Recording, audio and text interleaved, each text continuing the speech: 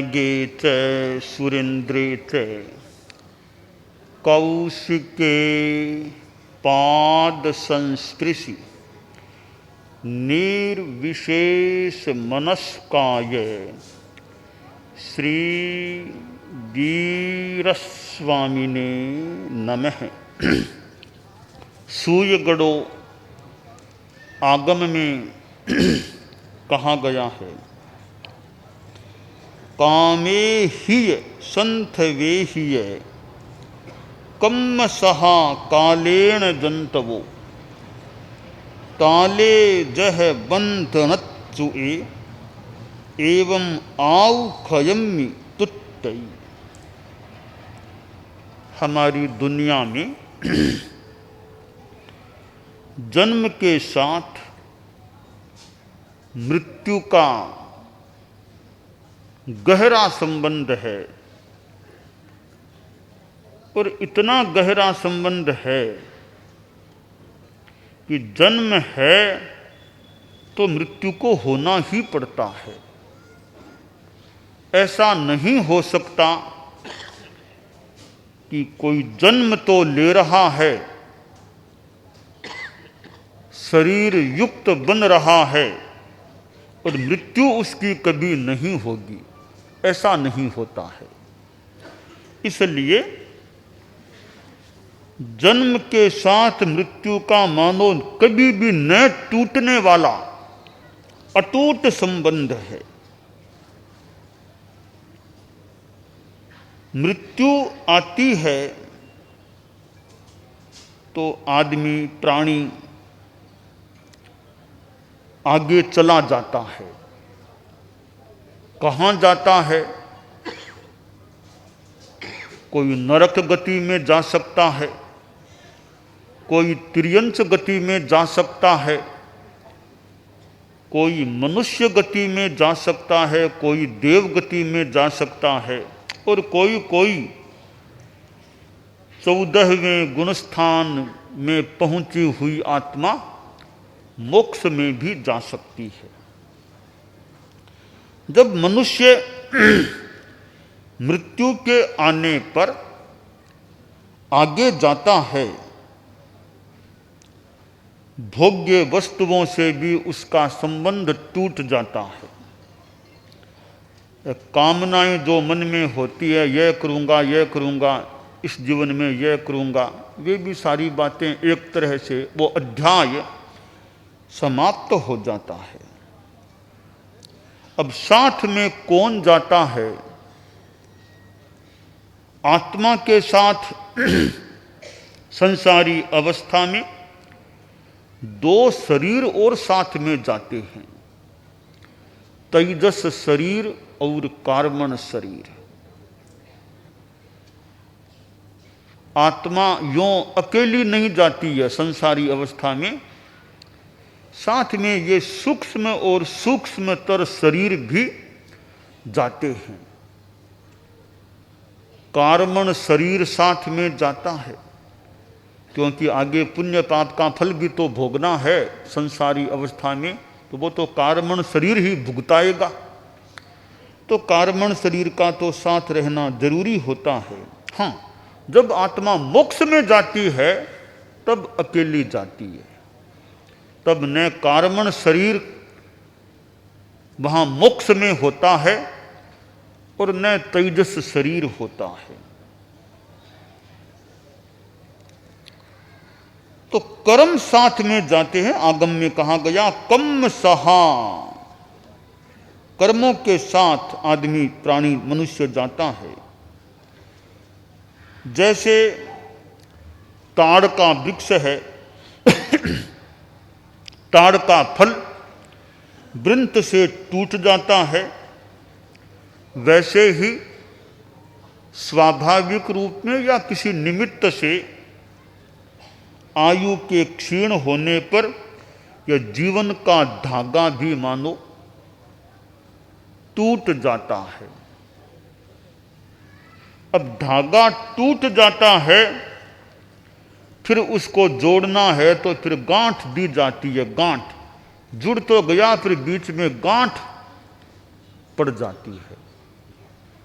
इसी प्रकार जब आदमी का यह जीवन का धागा टूटता है, फिर आदमी आगे जाता है, तो आगे का आयुष्य फिर शुरू हो जाता है। मानो दो आयुष्यों के बीच में कोई किसी रूप में मान ले एक संबंध होता है, यहाँ का आयुष्य पूरा हुआ तो अगला आयुष्य शुरू हो गया, यहाँ का आयुष्य तो संपन्न हो जाता है। यह स्थिति है दुनिया की कि भोग्य वस्तुएं साथ में नहीं जाती है। ऐसी स्थिति में आदमी को यह सोचना चाहिए, मैं प्रेम किसके साथ करूं? तो साथ नहीं जाएंगे उनके साथ कितना प्रेम करूं? साथ जाने वाले हैं या मेरी आत्मा है वो जाने वाली है, मैं ज्यादा ध्यान अब किसका दूं? यहीं रह जाने वाले हैं उनका कितना ध्यान दूं? आत्मा आगे जाने वाली है उसके लिए कितना ध्यान दूं? कार्मण शरीर पर कितना ध्यान दूं? तो यहाँ रह जाने वाले हैं उन पर भी आवश्यकता अनुसार ध्यान देना हो सकता है, पर जो आगे जाने वाले तत्व हैं मुख्यतया आत्मा और कर्म, इन पर हमें ज्यादा ध्यान देना चाहिए। और जो यहीं रह जाने वाले हैं उन पर ज्यादा मोह क्यों करें? साथ में चले उस पर तो मान लो कोई आदमी मोह करे, प्रेम करे, साथ में रहेगा, साथ में नहीं जाएंगे उन पर फिर ज्यादा मोह भी क्यों करना चाहिए? आंख बंद हो जाती है, फिर बाद में क्या रहता है? आदमी आगे चला गया आत्मा, फिर वो तो चीजें तो पीछे रह जाती हैं। तो पीछे रहने वाले हैं, आगे जाने वाला होता है। एक राजा था, उसके मन में आया कि मेरी मृत्यु होगी तो मेरा बेटा युवराज है वो मेरे लिए क्या करेगा, मेरे पीछे मेरे लिए वो क्या करेगा? कोई बहुत ध्यान देगा कि ऐसे ही मुझे विदाई दे देगा? क्या करेगा? मेरी अंतिम यात्रा में कितना क्या वो क्या व्यवस्था करेगा, क्या नहीं करेगा? मन में थोड़ा विचार था कि मैं हूं तब तक तो ठीक है, मेरा आदेश है, मेरे जाने के बाद मेरे लिए क्या किया जाएगा, इसकी एक आकलन इसका करना चाहिए। तो राजा ने थोड़ी किसी सन्यासी से योग विद्या से कुछ प्रयोग सीख लिए थे कि परीक्षा करूं मेरा बेटा मेरे पीछे क्या सोचता है, क्या करता है। एक दिन राजा ने वो अपना योग विद्या से श्वास का कोई वो निरोध करने का कोई ऐसा प्रयोग किया कि मृत्यु हो गई ऐसा लगने लग गया। तो प्रयोग कर लिया था वो कायोत्सर्ग क्या, वो एक ऐसा ही प्रयोग की श्वास भी आना मानो लगभग वैसे बंद हो जाए, लगे कि आदमी मर गया है, वैसा प्रयोग कर लिया। नाम भी है शवासन, यानी सब की तरह। वो तो इतना गहरा प्रयोग था कि डॉक्टर भी देखे तो उसको मृत घोषित कर दे, ऐसा प्रयोग था। तो वो प्रयोग किया, अकस्मात अरे क्या हुआ कि भी अकस्मात कोई स्थिति बन गई, डॉक्टर लोग आए, देखा साहब अब तो कुछ नहीं बचा है, राजा जी तो संसार से विदा हो गए हैं। तो फिर घोषणा हुई राजा जी तो काल के गाल में समा गए हैं, यह घोषणा भी कर दी गई। राजा तो मरा नहीं था, वो सब सुन रहा था क्या हो रहा है, ध्यान दे रहा था। तो बाद में भी अब अंतिम संस्कार की सारी योजना बननी शुरू हुई। तो युवराज था वो एक तरह से, वो राजा ही एक तरह से हो ही गया था या होने वाला ही था। तो मंत्री को बुलाया कि मंत्री जी अब सारा दाह संस्कार का सारा काम करना है, कैसे क्या करें। तो मंत्री जी बोले महाराज हैं तो पूरी एकदम राजकीय पूरे सम्मान के साथ शव यात्रा निकाली जाए, बहुत कीमती कीमती उनको वस्त्र धारण कराए जाएं, सब बढ़िया से बढ़िया होना चाहिए। तो खर्चा कितना आएगा? राजकुमार ने पूछा खर्चा कि खर्चा तो साहब आएगा ही, लाखों लाखों लगेंगे इसमें, तो सारा ठाट बाट से करना है काम। तो युवराज वो ने कहा, राजकुमार ने कहा अरे क्यों इतना पैसा खर्च करते हैं, अपने थोड़े में काम हो जाएगा, ज़्यादा खर्चे कोई ज़रूरत नहीं है। अब गए वो तो गए, क्यों इतना ठाट बाट क्या होता है, बस सामान्य रूप में काम करना है अपने। तो राजा सब बातें सुन रहा था कि मेरे लिए क्या सोचा जा रहा है। तो मंत्री ने कहा नहीं महाराज ऐसे कैसे, महाराज थे तो हमारी पुरानी परंपरा है राज की, उसी हिसाब से होगा। कि नहीं नहीं क्या होगा, कुछ नहीं है, गए सो गए, अब सामान्य रूप में काम करना है अपने। तो आधा पौन घंटा बीता, युवराज का निर्णय था कि नहीं अब हमें ज़्यादा कुछ खर्चा नहीं करना, ठाट बाट की बात नहीं है। गए वो गए,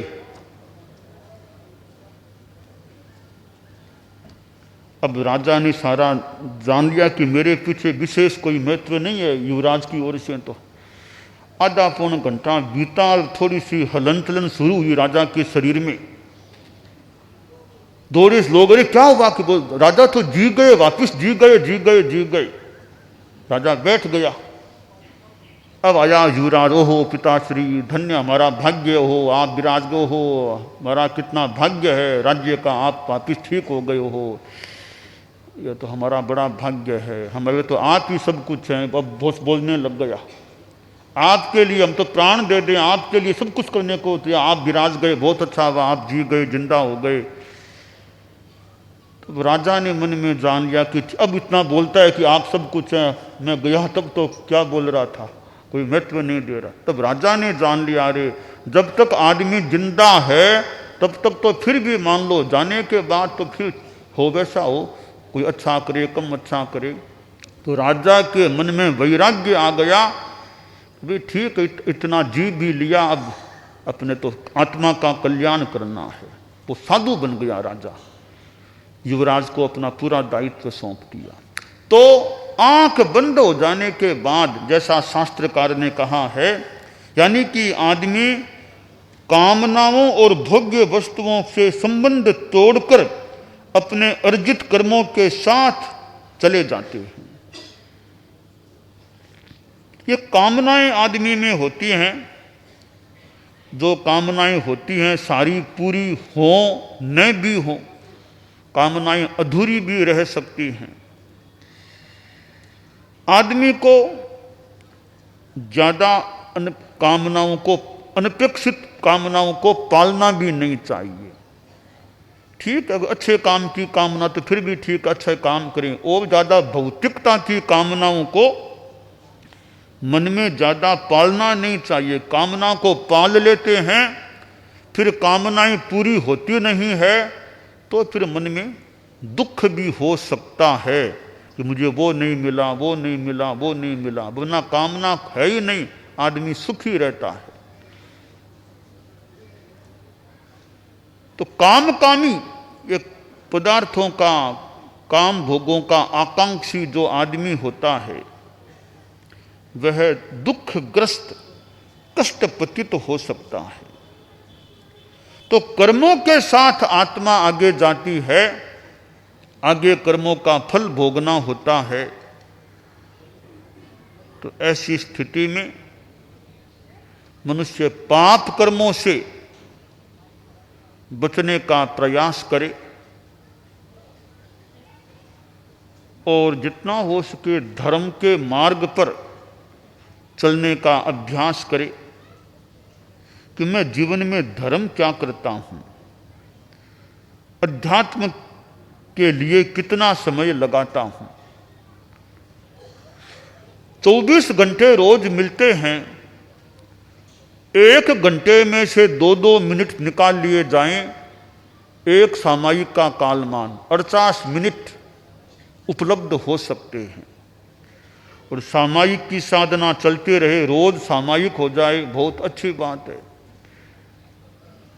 करने वाले तो रोज सामायिक कर सकते हैं, करते भी होंगे, एक नहीं अनेक सामायिक रोज कर लेते, ठीक है। अपनी परिस्थितियां देखनी होती है कि और कितने क्या काम हैं, जितनी अनुकूलता हो, क्योंकि गृहस्थ जीवन है, इसमें अर्थ, काम और धर्म, गृहस्थ जीवन में अर्थ भी चाहिए, काम भी चलता है और साथ में धर्म भी होना चाहिए। यह त्रिवर्ग है, त्रिवर्गो धर्म कामार्थः, धर्म, अर्थ और काम। यह एक गृहस्थ जीवन का रथ है, गाड़ा है। ये दो पहिए हो गए उस गाड़े के, एक पहिया है अर्थ, दूसरा है काम। इन दो पहियों पर यह गृहस्थ जीवन का गाड़ा टिका हुआ है, चल रहा है। अब सारथी, अंकुश, धर्म का अंकुश रहे इस गाड़े पर तो गाड़ा ठीक ठाक चल सकता है। धर्म का अंकुश नहीं है तो अर्थ और काम उच्छृंखल हो सकते हैं और वे अनर्थकारी भी बन सकते हैं। तो अर्थ और काम पर धर्म का अंकुश गृहस्थ जीवन में रहना चाहिए। आदमी अर्थ के पीछे इतना न पड़ जाए कि धर्म भी न कर सके, इतना ज्यादा अर्थ के पीछे न पड़े कि धर्म को भी छोड़ दे, भूल जाए। न नैतिकता है, न ईमानदारी के प्रति रुझान है, मुख्यतया पैसा सामने। तो धर्म का नुकसान हो, धर्म न रह सके, इतना अर्थ के पीछे आदमी को नहीं दौड़ना चाहिए। और इधर काम है तो काम में इतना अतिक्रमण नहीं होना चाहिए इस प्रकार का कि एक तरह से धर्म भी बाधित हो जाए। अर्थ और काम पर अंकुश धर्म का लगा रहे। एक बात यह भी कि अगर गृहस्थ है, पारिवारिक दायित्व उस पर है, समाज का भी मान लो दायित्व है, तो कि धर्म में भी इतना ज्यादा समय मत लगाओ कि तुम और काम न कर सको। कि धर्म में भी संतुलित समय लगाओ ताकि तुम्हारे परिवार का भी तुम परिवार का भी ध्यान नहीं दोगे, समाज का भी ध्यान नहीं दोगे, केवल धर्म के पीछे ही रह जाओगे, तो तुम पारिवारिक दायित्व तुम्हारे पर है तो तुम धर्म में यानी उपासना आदि में इतना ही समय लगाओ, तुम्हारे परिवार का भी तुम सार संभाल का काम कर सको, धर्म भी तुम्हारा साथ में होता है। तो तीनों में संतुलन रहे, धर्म, अर्थ, काम, तो गृहस्थ का जीवन गार्हस्थ्य के संदर्भ में संतुलित रह सकता है।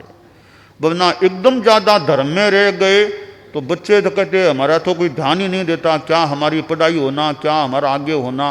तो पिताजी एकदम ही धर्म में ही लग गए हैं। हाँ, या तो फिर पूरे ही साधु ही बन जाओ तब तो ठीक है, परिवार अपना फिर सोचेगा। तो परिवार में तुम हो, परिवार का जिम्मा तुम्हारे पर है, तो धर्म में इतने ज्यादा समय मत लगाओ कि तुम परिवार के दायित्व के साथ एक न्याय न कर सको। तो ये अनेक बातें हैं। मुख्य बात है कि अर्थ और काम पर यह नैतिकता, अहिंसा, संयम, इस धर्म का अंकुश बना रहना चाहिए ताकि वे दोनों उच्छृंखल न हो सके। अब कार है, कार में ब्रेक नहीं है तो कार खतरनाक है। वो आचार्य श्री महाप्रज्ञ जी ने फरमाई थी बात, छोटी सी बात है। वो कार जा रही थी, सूर्यास्त हो गया, थोड़ी रात भी पड़ गई थी, तो कार में लाइट नहीं थी। वो ट्रैफिक पुलिस का आदमी खड़ा था रोड पर, चौराहे पर, कारे रोको कार को, तुम्हारी लाइट नहीं है ना, रोको कार को। वो ड्राइवर बोला तुम हट जाओ, इसके ब्रेक भी नहीं है। तो लाइट भी नहीं है और ब्रेक भी नहीं है तो वो कार तो खतरनाक हो सकती है। तो आपके जो गृहस्थ लोग हैं उनके जीवन में यह कार क्या है? यह अर्थ और काम, ये पहियों वाली कार है आपकी। इस कार में ब्रेक कौन सा? धर्म एक ब्रेक है, धर्म संयम का ब्रेक रहना चाहिए। साथ में यह धार्मिक जो ज्ञान है, ज्ञान रूपी प्रकाश भी गृहस्थ जीवन में रहे तो ये लाइट और ब्रेक दोनों रहते हैं तो ये गारहस्थ की गाड़ी कार ठीक रूप में आगे बढ़ सकती है। तो शास्त्रकार ने जो बताया है कि मृत्यु के आने पर मनुष्य कामनाओं और भोग्य वस्तुओं से संबंध तोड़कर अपने अर्जित कर्मों के साथ चले जाते हैं। तो खैर आदमी जाना तो होता है, पर जाने से पहले अपनी आत्मा का ध्यान दे ले, जीवन में ऐसा धर्म का आचरण करे कि आगे भी कठिनाई न हो। दानान सेठम अभयपयाणम सच्चे सुया अनवज्जं वयंती तवे सुया उत्तम बम लोगुत्तमे समणेनाय पुत्ते।